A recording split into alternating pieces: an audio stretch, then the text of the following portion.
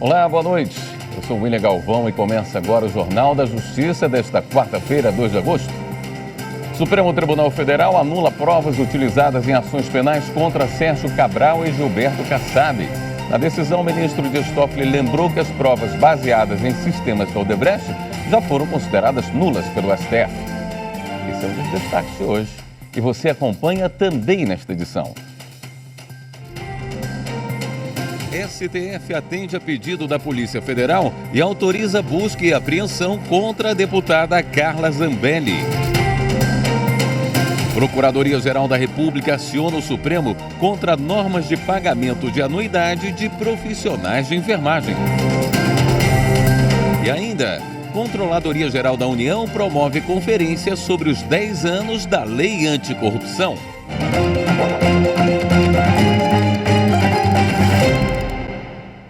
O ministro Dias Toffoli do Supremo anulou provas que dão suporte a ações penais contra o ex-governador do Rio de Janeiro, Sérgio Cabral, e o secretário de Governo em Relações Institucionais do Estado de São Paulo, Gilberto Kassab.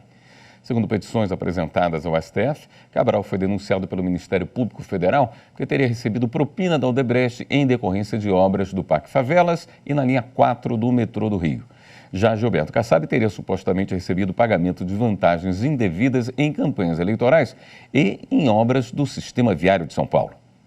O ministro Dias Toffoli entendeu que as denúncias foram baseadas em provas já consideradas nulas pela segunda turma do STF em reclamação com decisão definitiva. Esse material foi colhido nos sistemas utilizados pelo chamado Setor de Operações Estruturadas da Odebrecht e obtidos a partir do acordo de leniência da empreiteira. O Supremo Tribunal Federal retomou o julgamento sobre porte de drogas para consumo próprio com o voto do ministro Alexandre de Moraes pela descriminalização do porte apenas de maconha e sugeriu fixar entre 25 e 60 gramas a quantidade permitida ao usuário. Os detalhes com a repórter Marta Ferreira. A discussão é sobre a constitucionalidade do artigo 28 da Lei de Drogas de 2006, que prevê como crime de menor gravidade a posse e o porte de drogas para consumo pessoal. Nesses casos, o usuário é punido com advertência, serviços comunitários e medida educativa de comparecimento a programa ou curso sobre uso de drogas. O caso chegou ao Supremo depois que a Defensoria Pública de São Paulo recorreu de uma decisão que condenou o homem a serviços comunitários flagrado com 3 gramas de maconha. O argumento é de que o artigo questionado contraria o princípio da intimidade e da vida privada, uma vez que a ação não implicaria em danos a bens jurídicos alheios. O caso tem repercussão geral, ou seja, a decisão do Supremo vai valer como parâmetro para todas as instâncias da Justiça. O relator é o ministro Gilmar Mendes, que votou pela descriminalização do porte de qualquer droga, sem especificar quantidade, em razão do direito à intimidade e à inviolabilidade da vida pessoal do usuário. Os ministros Edson Fachin e Luiz Roberto Barroso também já haviam votado e defenderam a descriminalização apenas para a maconha.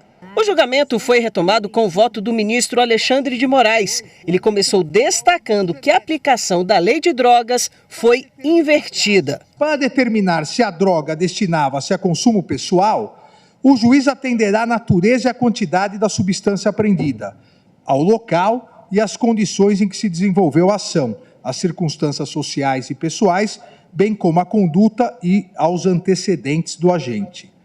Isso gerou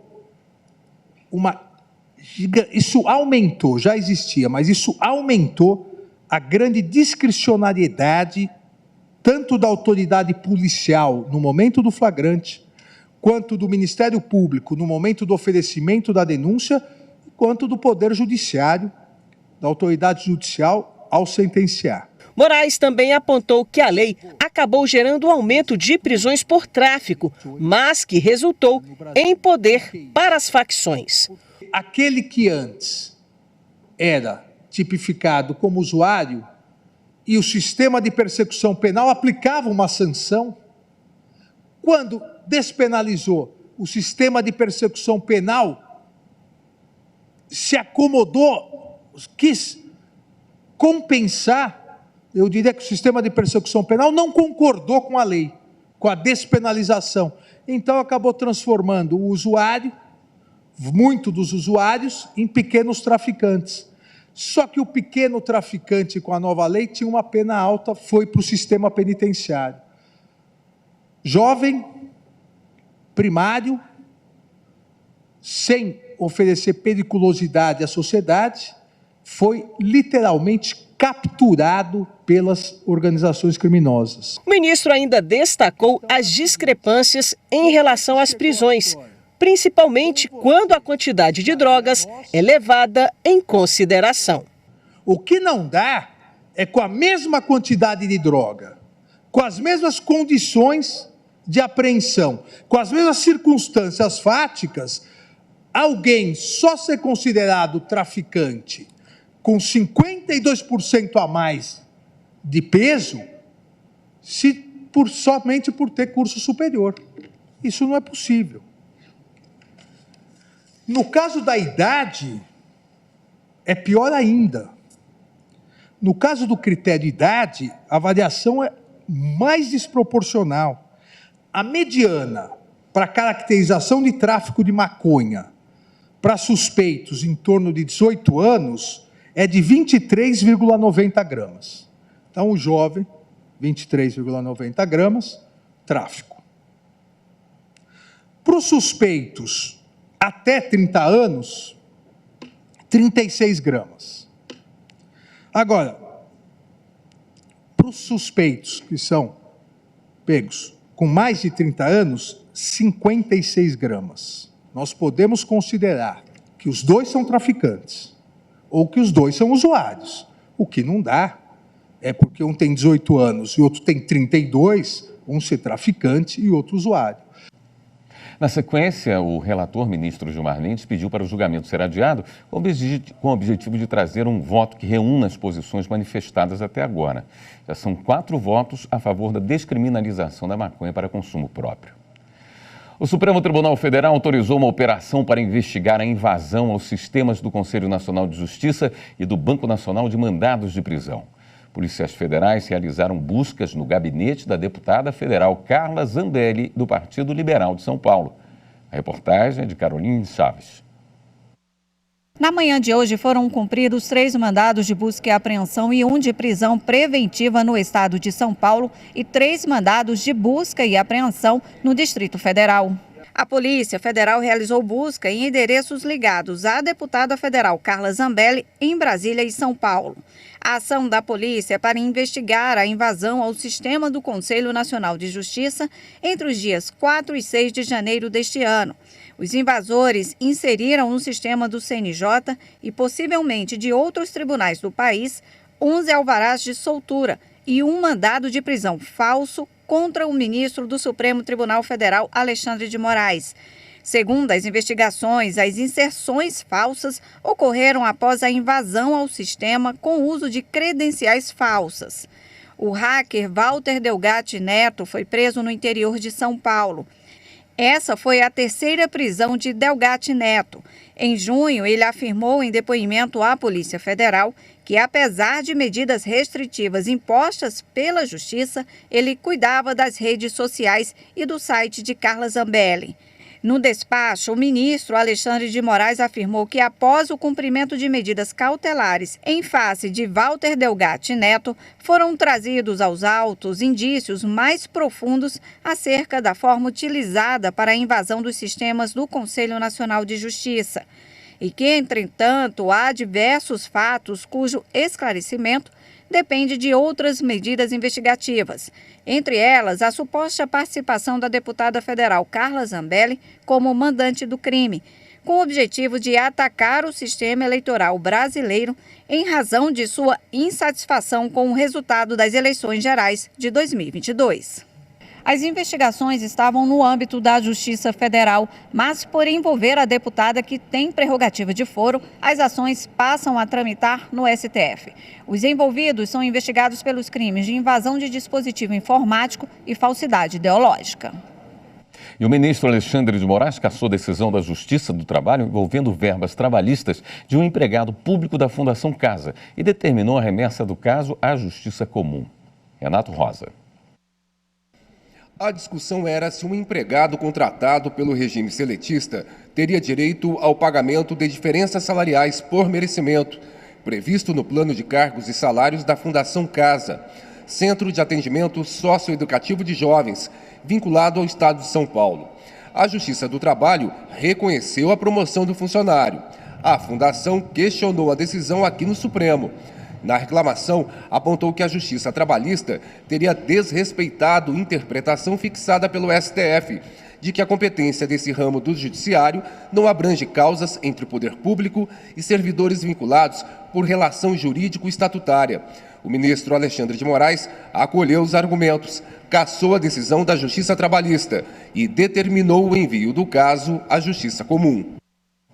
O Procurador-Geral da República, Augusto Aras, ajuizou no STF uma ação direta de inconstitucionalidade contra normas do Conselho Federal de Enfermagem que tratam do pagamento da anuidade dos profissionais da categoria. Os dispositivos de resolução do CFM exigem a quitação de anuidades devidas ao Conselho Regional como requisito para inscrição, suspensão e reativação de inscrição, e ainda para a emissão de segunda via e a renovação de carteira profissional de identidade. Segundo Aras, essas regras violam, entre outros pontos, os valores sociais do trabalho da livre iniciativa e o direito ao livre exercício de profissão. A ação foi distribuída à ministra Carmen Lúcia. A seguir, a gente fala da conferência sobre os 10 anos da Lei Anticorrupção. Voltamos em instantes.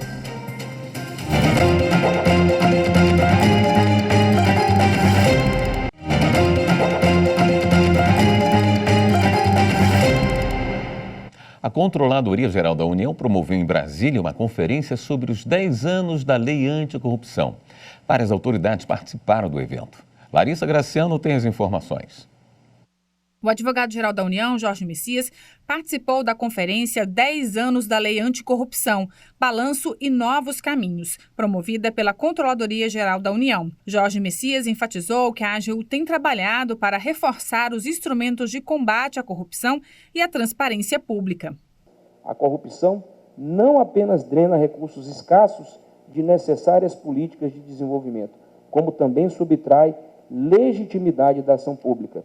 É por isso danosa à própria estabilidade de nossa democracia.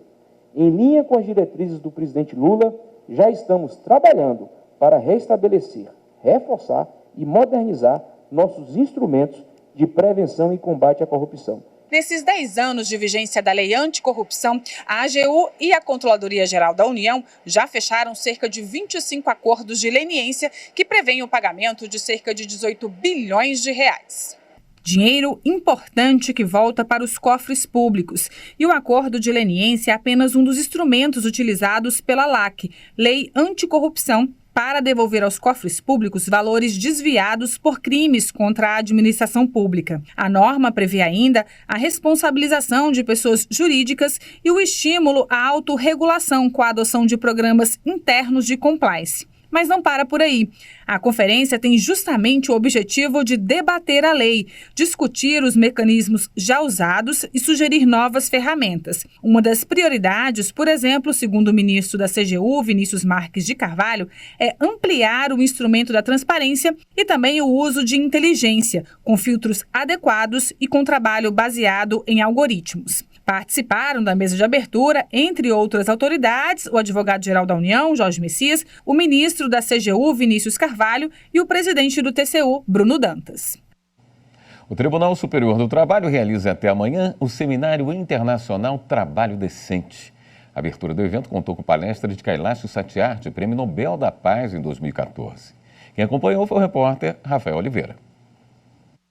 O primeiro dia do seminário reuniu juristas e especialistas do Brasil e do exterior, além de personalidades reconhecidas internacionalmente na defesa e promoção do trabalho decente. O presidente do Tribunal Superior do Trabalho e do Conselho Superior da Justiça do Trabalho, ministro Lélio Bentes Correia, ressaltou que a violação de direitos de crianças e adolescentes é uma das piores formas de agressão social e reforçou o compromisso da Justiça do Trabalho no enfrentamento enfrentamento ao problema.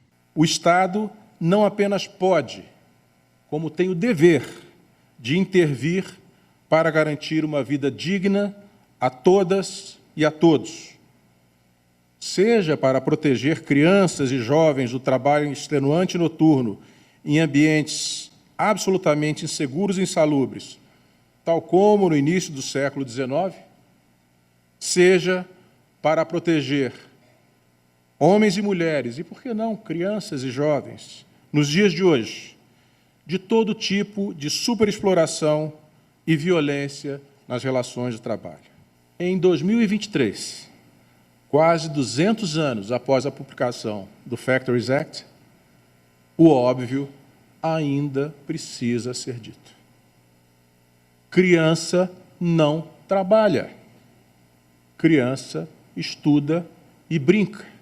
E, ao fazê-lo, desenvolve plenamente as suas potencialidades. A conferência de abertura foi realizada por Kailash Satyarthi, que há mais de 30 anos luta contra o trabalho infantil. Durante a palestra no TST, ele falou sobre o Salve a Infância, movimento criado por ele para reabilitar crianças vítimas do trabalho infantil por meio da educação. Se uma única criança está em perigo,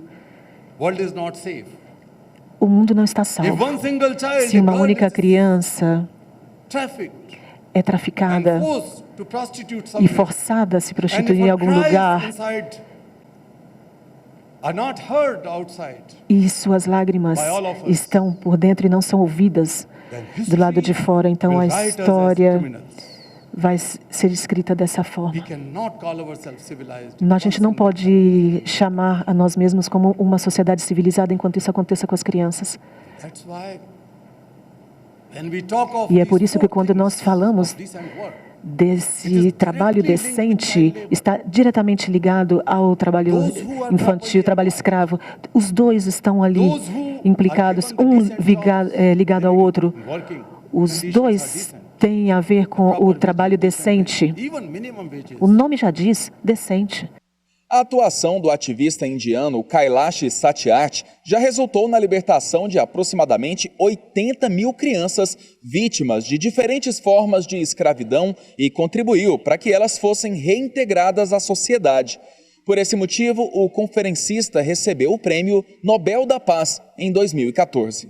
O ministro do Trabalho e Emprego, Luiz Marinho, também participou do seminário representando o presidente da República, Luiz Inácio Lula da Silva. Durante o evento também foi realizada a segunda edição do projeto Gente que Inspira, uma iniciativa do TST que reconhece trajetórias, vivências e experiências de pessoas que se destacam na defesa de causas sociais. Foram homenageadas a líder indígena Chai Suruí, a cientista Aira Beatriz e o ativista de combate ao trabalho infantil Felipe Caetano. Cerca de 150 estudantes do Centro de Ensino Médio 4 de Sobradinho, no Distrito Federal, que também integram o projeto, estiveram no seminário. Eles participaram de atividades voltadas à aprendizagem, empregabilidade e cultura. Isabela, de 17 anos, ficou surpresa com a quantidade de jovens vítimas de trabalho escravo. A estudante sabe bem o rumo que pretende tomar na carreira. Eu quero fazer intercâmbio, que eu já combinei com a minha mãe. E aí eu quero fazer direito em seguida e tentar passar em um concurso. O Seminário Internacional Trabalho Decente segue até o dia 3 de agosto. O evento é aberto ao público e está sendo transmitido online pelo canal do TST no YouTube. No próximo bloco, o aplicativo e-Título da Justiça Eleitoral vence prêmio do Instituto Brasileiro de Governança. Até já.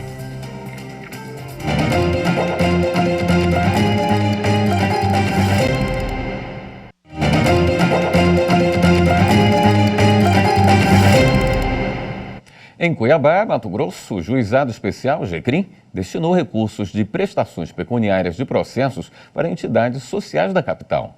Maritza Fonseca. 5 instituições de Cuiabá foram beneficiadas com a destinação de mais de R$440 mil provenientes de penas pecuniárias recolhidas pelo Juizado Especial Criminal da capital. O juiz do GECRIM conta que visitou todas as entidades que se inscreveram para receber os recursos. Tem uns critérios para verificar o que essa entidade faz, aí depois é homologado, né? Sempre com o Ministério Público olhando e dando parecer acerca de cada instituição.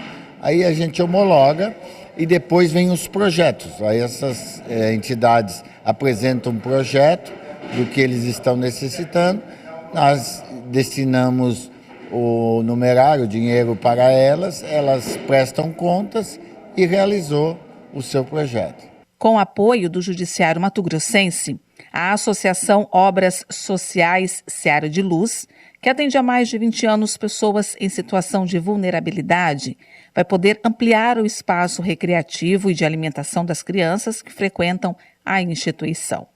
Nós atendíamos 35 ano passado. Este ano nós mais do que dobramos, nós estamos com 80 crianças e o refeitório é muito pequeno. Então é para cobrir um espaço, onde seria um parquinho, para aumentar o refeitório e fazer um espaço multiuso para dar melhor qualidade nos nossos trabalhos com as nossas pequeninas crianças. A Associação Mato-Grossense de Pesquisa e Apoio à Adoção, a Ampara, é outra que recebeu os recursos das penas pecuniárias e com a doação vai ser possível colocar em prática o projeto Ampara na Estrada. Nós vamos visitar 11 comarcas, 11 polos, e a intenção é mostrar os aspectos da adoção em palestras e rodas de conversas em cada polo que a gente for visitar. O aplicativo e-Título da Justiça Eleitoral foi o vencedor do prêmio IBGP 10 anos. A plataforma ficou em primeiro lugar na categoria órgãos do Judiciário e concorreu com outros 14 projetos. Reportagem de Carolina Lasno. A premiação reconhece as iniciativas mais inovadoras do serviço público. A seleção levou em conta critérios como benefícios para a população, características inovadoras e custos para o desenvolvimento do aplicativo. O e-Título foi desenvolvido pela Secretaria de Tecnologia da Informação do TSE e permite acesso rápido, fácil e confiável às informações da Justiça Eleitoral. É um dos mais acessados do poder público e já ultrapassa 40 milhões de usuários cadastrados. O e-Título permite que o cidadão tire o título de eleitor de forma digital e também oferece serviços como consultar o local de votação, apresentar justificativa para ausência nas eleições, emitir certidões e pagar multas via Pix. Para assegurar a autenticação do eleitor, a validação biográfica e biométrica do aplicativo utiliza o mais extenso banco de dados da América Latina. O ministro Luiz Roberto Barroso, do Supremo Tribunal Federal, se encontrou hoje com um grupo de 50 jovens advogados da Educafro, uma associação civil que trabalha pela inclusão de negros nas universidades. O repórter Viviane Novaes acompanhou. O ministro Luiz Roberto Barroso se encontrou com o grupo no intervalo da sessão plenária. Eram jovens advogadas e advogados beneficiados pelo Educafro, trazidos pelo diretor executivo do projeto. Frei Davi disse que o ministro é um defensor das causas sociais. Ministro, o senhor não imagina o quanto todos nós estamos agradecidos pelas vezes que o senhor faz voto em demandas do povo, o senhor faz votos corajosos, brilhantes. Se vê que Deus está ali atrás do seu voto. O ministro é relator de uma ação que acaba de entrar no STF. Ela questiona a validade da anistia a partidos políticos que não preencheram cotas raciais e de gênero e não destinaram valores mínimos nas eleições anteriores a 2022. Luiz Roberto Barroso citou decisões do STF como a legitimidade da cota de 20% de vagas em concurso público para negros. Ele também fez um histórico da situação do preconceito e da discriminação desde a abolição dos escravos até as ações afirmativas de hoje. A principal ação afirmativa que nós precisamos fazer no Brasil é dar ensino público de qualidade desde a primeira idade para as crianças. Essa é a maior política de ação afirmativa. E, além da dívida histórica da escravidão, além da abolição de uma forma que não se preocupou com a inclusão social e desse racismo estrutural que resultou da marginalização, nós precisamos criar, e acho que este será o grande papel das pessoas que chegaram onde vocês chegaram, é criar símbolos negros de sucesso, em que as crianças e os jovens possam se inspirar. Na mensagem aos jovens advogados, o ministro lembrou uma frase do líder negro Nelson Mandela sobre o cuidado com os outros. É a importância que nós temos na vida dos outros que vai determinar a importância das nossas próprias vidas. Portanto, vocês já vivem uma fase que, além de cuidarem de si próprios, que faz parte da vida, também já começam a ter, eu diria quase que a responsabilidade de também pensar nos outros e ajudar nesse processo de ascensão social e de inclusão social.